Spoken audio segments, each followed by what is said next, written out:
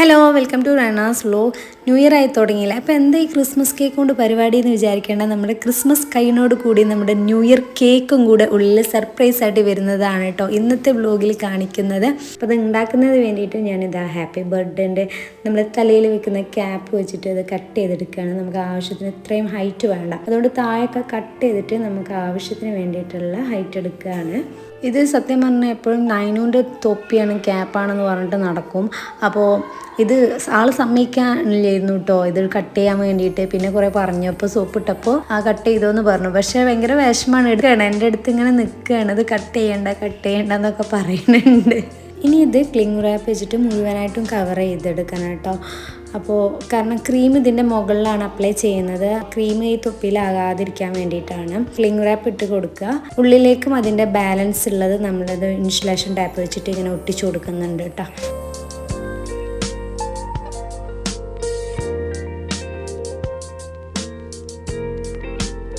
ഇനി കട്ടിയില്ലാത്ത നമ്മൾ ഫ്ലവറൊക്കെ ഉണ്ടാക്കാൻ ഉപയോഗിക്കില്ല, അതുപോലെ ഒരു കട്ടിയില്ലാത്ത കമ്പിൻ്റെ പോലുള്ള വയർ ഉണ്ടാവും. അത് ബൈൻഡിങ് വയറാണ്. കേക്ക് ഷോപ്പിൽ പോയി കഴിഞ്ഞാൽ അവർ അറിയാം.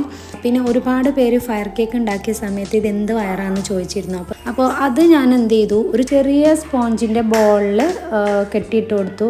അല്ലാന്നുണ്ടെങ്കിൽ നമ്മൾ ആ ഒരു ചെറിയ ഹോളിൻ്റെ ഇടയിൽ കൂടെ പുറത്ത് പോകാൻ പറ്റാത്ത എന്തെങ്കിലും ഒരു ഐറ്റംസിനോട് കൂടി കെട്ടിയിട്ടാൽ മതി. ഈ ഒരു കമ്പി കെട്ടിയിട്ട ശേഷം മറ്റേ അറ്റം ക്യാപ്പിൻ്റെ ഉള്ളിലൂടെ കൊടുന്നിട്ട് അറ്റ ഭാഗത്തു നിന്ന് പുറത്തേക്ക് എടുത്തിട്ടോ ആ ഒരു കമ്പി അതിൻ്റെ ഉള്ളിലൂടെ ഒരു സ്റ്റാർ ഇട്ട് കൊടുത്ത് അതിനെങ്ങനെ അങ്ങോട്ടും ഇങ്ങോട്ടൊക്കെ അതിൻ്റെ വയറ് ഇട്ട് കൊടുത്തിട്ട് ചുറ്റിച്ചെടുത്ത് കറക്റ്റ് സെറ്റാക്കി വെക്കുകയാണ്. ബാക്കി അതിൻ്റെ അറ്റം ക്യാപ്പിൻ്റെ ഉള്ളിലേക്ക് തന്നെ കുത്തി കൊടുക്കുകയാണ് കേട്ടോ, ഒന്ന് ഫിറ്റായിട്ട് നിൽക്കാൻ വേണ്ടിയിട്ട്.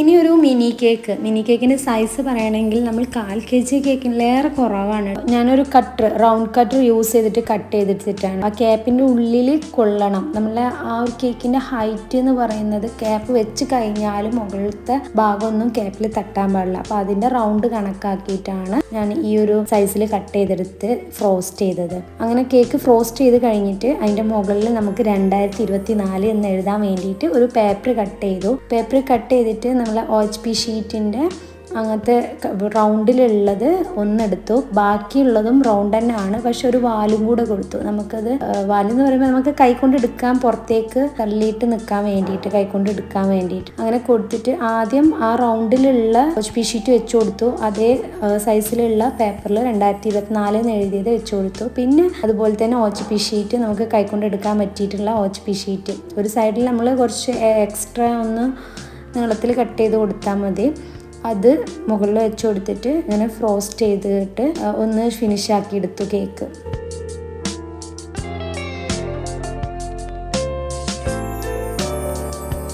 ഇനി ഒരു ഭംഗിക്ക് വേണ്ടിയിട്ട് ഗോൾഡ് കളർ ഫോയിൽ ഇതിൻ്റെ മുകളിൽ കവർ ചെയ്ത് കൊടുത്തു.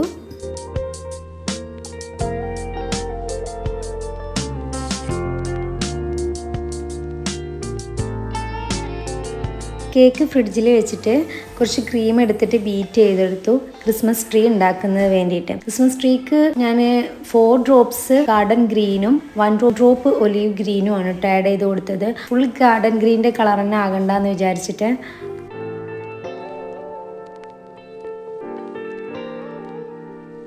ക്രീം പൈപ്പിംഗ് ബാഗിൽ സ്റ്റാർ നോസിൽ ഇട്ട് കൊടുത്തിട്ട് അതിലേക്ക് ആക്കി കൊടുത്തു. എന്നിട്ട് കേക്കിൻ്റെ ചുറ്റും ഞാൻ കുറച്ച് ഡെസിക്കേറ്റഡ് കോക്കനട്ട് വിതറി കൊടുത്തിട്ട് ഒരു മഞ്ഞിൻ്റെ ആ ഒരു ലുക്ക് കിട്ടാൻ വേണ്ടിയിട്ട്. പിന്നെ ക്യാപ്പ് വെച്ച് കൊടുത്തു. അപ്പോൾ ക്യാപ്പിൻ്റെ പുറത്തായ ഡെസിക്കേറ്റഡ് കോക്കനട്ട് മാറ്റി കൊടുക്കണേ, അല്ലാന്നുണ്ടെങ്കിൽ ക്രീം ആ ബോർഡിൽ തട്ടില്ല. അപ്പോൾ ക്യാപ്പ് ഇളകാൻ സാധ്യത ഉണ്ട്. അപ്പോൾ അത് തട്ടി കൊടുത്ത ശേഷം ക്രിസ്മസ് ട്രീ ലുക്ക് വരുന്ന രീതിയിൽ ഈ ഡിസൈൻ കൊടുക്കുകയാണ്. സ്റ്റാർ നോസിലാണ് ക്രിസ്മസ് ട്രീക്ക് ഏറ്റവും മാച്ച് ആയിട്ടുള്ള നോസിൽ.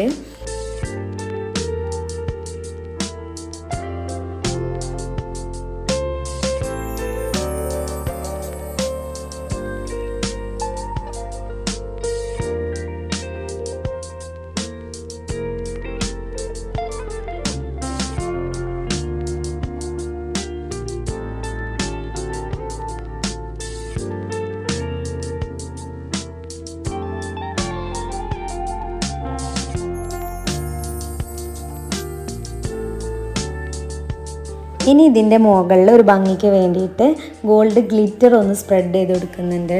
പിന്നെ കുറച്ച് ഫോട്ടോസും വീഡിയോസൊക്കെ എടുക്കുന്നതിന് വേണ്ടിയിട്ട് ഞാൻ സെറ്റ് ചെയ്യുന്നതാണ് കേട്ടോ നിങ്ങൾക്ക് കാണിച്ചു തരുന്നത്.